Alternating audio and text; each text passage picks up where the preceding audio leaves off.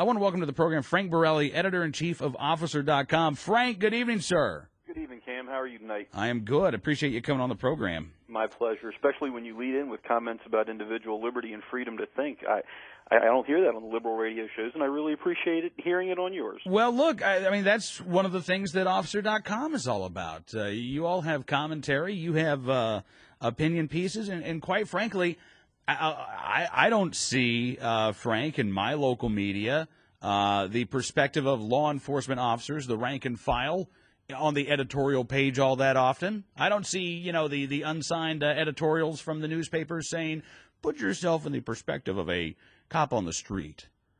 Frankly, I see you guys getting attacked by these editorial pages. Well, a lot of times, but they sell sensationalism. We've talked about that before. I think what they really miss is, and I don't think they realize it applies to our military as well as our law enforcement, that those people in uniform are actually they do a job to defend the constitutional rights of everybody every day. And certainly mistakes happen, and we have the dispute over whether or not somebody's rights got violated. But by and large, the 900,000 cops in this country do their job every day to protect the rights of citizens and to keep the peace. Yeah. I don't understand how somebody could think that then they would turn around and say, well, we don't like the First Amendment and we don't like the Second Amendment and we don't. The Fourth Amendment's a pain in the rear end sometimes, but we still have to respect it.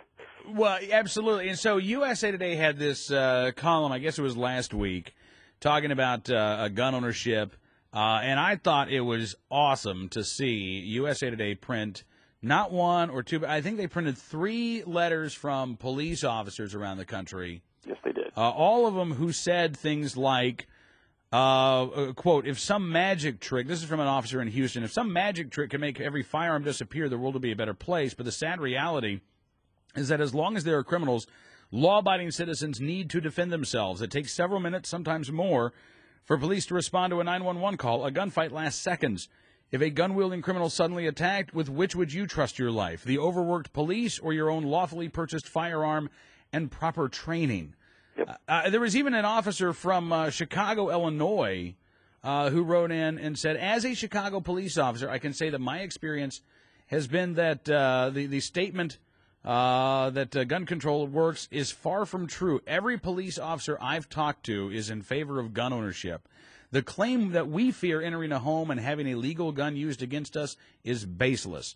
No matter what the situation, I and everyone I've worked with have always inquired about weapons immediately upon entering a residence. And this was in response to Mayor Daley's assertion that, well, we need these restrictive gun control laws, Frank, because the first responders, they deserve to know if there's a gun in the home.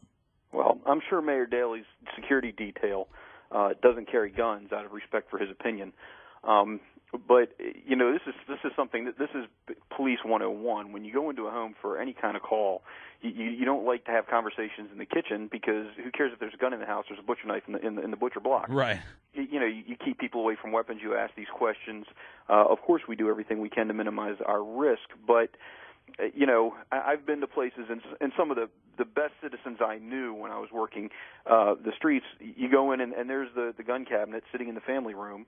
And it's got some beautiful rifles and shotguns in it, and it's actually a way to talk to somebody about what they do and how they pass the time and get a sense of who they are. And if there's one missing from the cabinet, then you can ask about it. But I think these are absolutely right, and I'm glad to see an officer from Chicago who says, I think that the mayor might not be right. Yeah. Oh, that was great. We've been looking at Chicago a lot lately, Frank. Not just because of the gun laws, but good gracious. I mean, this is a city in which you've had 3 police officers in the past, 2 months, who have been murdered. 2 of them in uniform when they were murdered. One of them just a few days ago, Officer Matthew Bailey, was 3 weeks away from retirement. He had just gotten home at 6 o'clock in the morning. He's wiping down his new car that he had bought himself as a retirement present. A stranger comes up and murders him, point blank. You had the former chief of police, Phil Klein, quoted in the Chicago Tribune the other day, blaming this on Mayor Daley and saying, look, we don't have enough money to hire any new police officers. We don't have enough money to bring in new recruits. The mayor has spent hundreds of millions of dollars on guys who know things, and passing the buck around to his cronies. and the public safety budget is broke.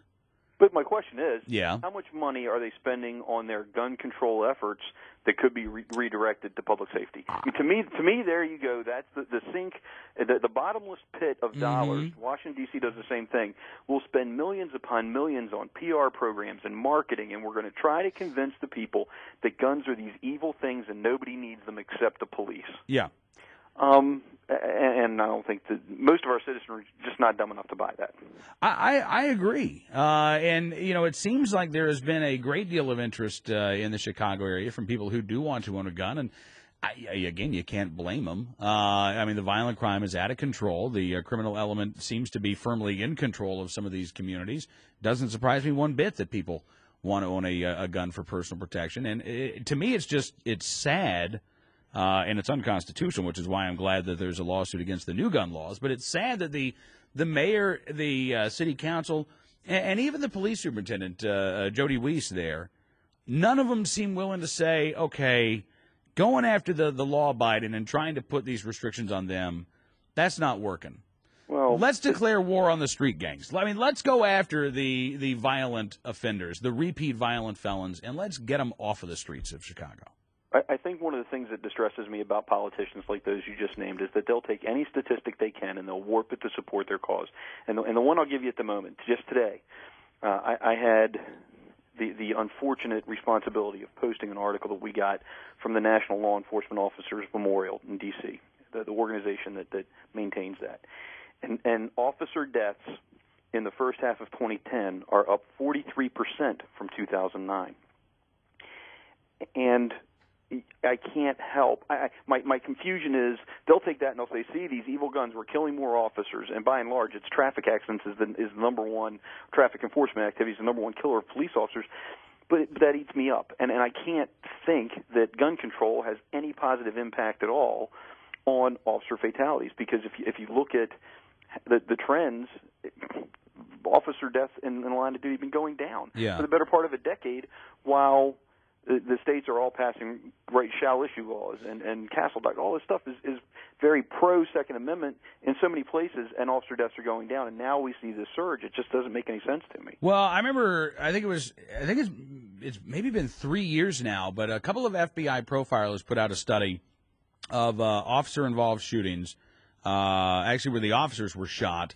They interviewed the surviving officers. And they interviewed the criminals who were convicted or pled guilty of shooting at the officers, and there was 55 cases that they looked at in particular.